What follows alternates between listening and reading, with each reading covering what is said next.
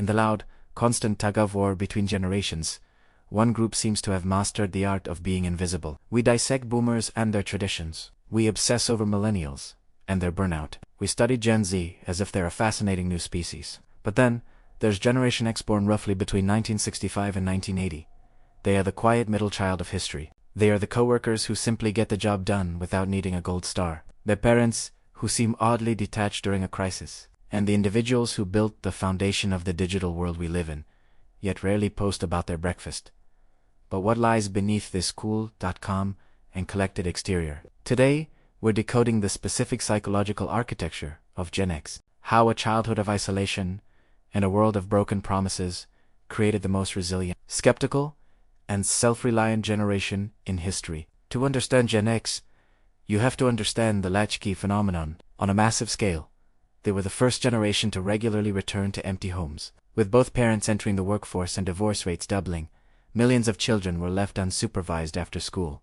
From a neurodevelopmental perspective, this created a high-contingency environment. Without a constant adult safety net, the Gen X brain had to develop its executive functions prematurely. They didn't have Google to solve a problem. They had to fix the broken radiator or cook a meal using only what was in the pantry.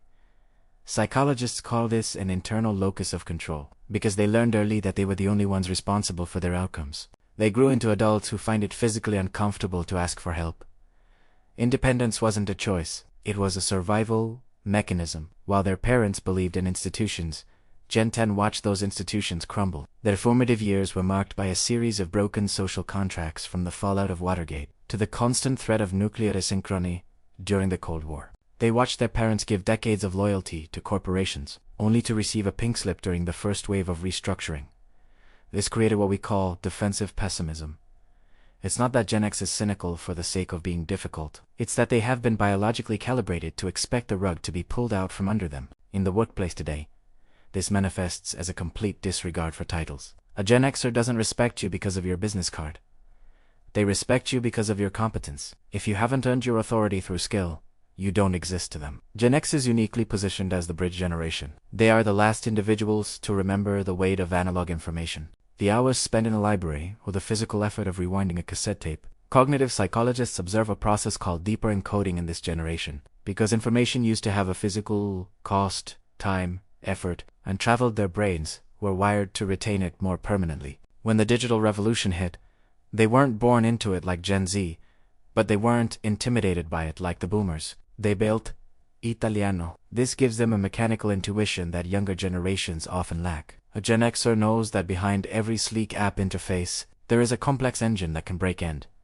They are usually the ones who know how to fix it. If you've ever noticed that Gen Xers seem hard to read, it's likely because of their emotional armor. Growing up in an era where dealing with it was the only advice offered, they developed a psychological defense mechanism rooted in irony and sarcasm. They learned to laugh at the chaos to prevent it from overwhelming them. While millennials are known for their emotional transparency and Gen Z for their advocacy, Gen X is known for their whatever mentality. But don't mistake this for a lack of depth. Beneath that shield of sarcasm is a fierce, narrow loyalty, because they didn't have many people to count on as children. The few people they do let into their inner circle are treated with a ferocity that is unmatched. They don't have 5,000 friends. They have 5 people they would move mountains for. Generation X might be the last generation that truly understands the psychological utility of being alone. They are the masters of boredom, the survivors of neglect, and the silent architects of the modern world. They aren't looking for your validation, and they certainly don't need a like to feel worthy. They are the proof that you can be invisible and indispensable